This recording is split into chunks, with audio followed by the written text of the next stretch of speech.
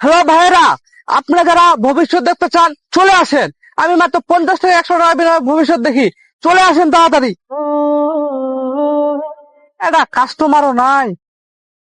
আমি কি শুনলাম ওই গাছতলায় ভন্ড বাবা নাকি ভবিষ্যৎ দেখতেছে। যাই দেখি তো। হ্যাঁ, যাইয়া দেখি তো ভন্ড বাবার কাছে।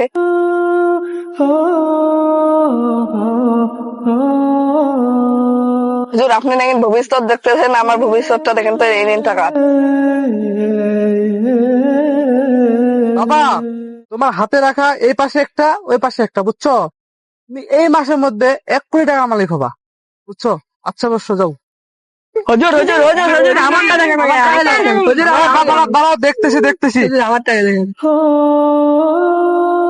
হুজুর, আপনি বলে হাত দেখে ভবিষ্যৎ বলে দিতে পারতেছেন?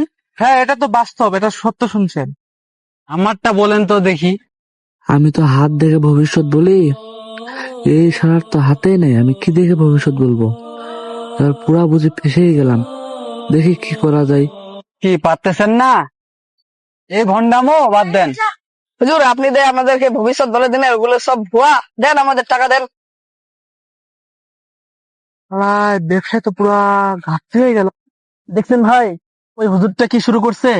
ওই হুজুরটা নাকি হাত দেখে ভবিষ্যতের কথা বলে দেয়, অথচ ভবিষ্যতের কথা একমাত্র আল্লাহ তাআলা ছাড়া তো কেউ জানে না। এটা তো ভবিষ্যতের কথা আল্লাহ তাআলা কেউ বলতে পারবে না।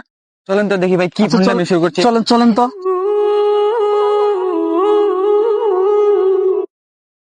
হাত দেখে যদি ভবিষ্যতের কথা বলা যেত, তাহলে যাদের হাত নাই তাদের কি ভবিষ্যৎ নাই?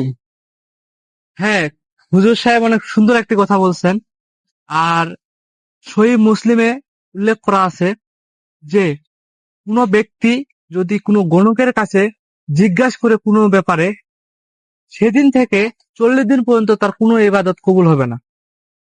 এটি পরিপ্রেক্ষিতে আমার একটা ভিডিও করলাম আমি সহ আমার সব ভাই ভাইদের একটু ভিডিও করলাম। আর সমাজে বর্তমান অনেকেই অনেক কিছুর সাথে জড়িত।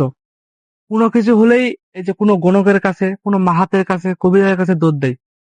আমরা সবাই চাইবো আমরা এসব থেকে দূরে থাকতে। আমরা শুধু নিজে না, এবং মানুষকে দূরে রাখতে চেষ্টা করব।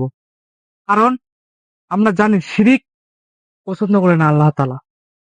এজন্য এটা একটা শিরিকের মধ্যে পড়ে। আর আমাদের ভিডিওটা আপনারা বেশি বেশি করে শেয়ার করে, লাইক কমেন্ট করে সবার কাছে পৌঁছে দেন। হইতে পারে আমাদের আইডি ছোট, বাট বিষয়টা খুব শিক্ষণীয়। আসসালামু আলাইকুম।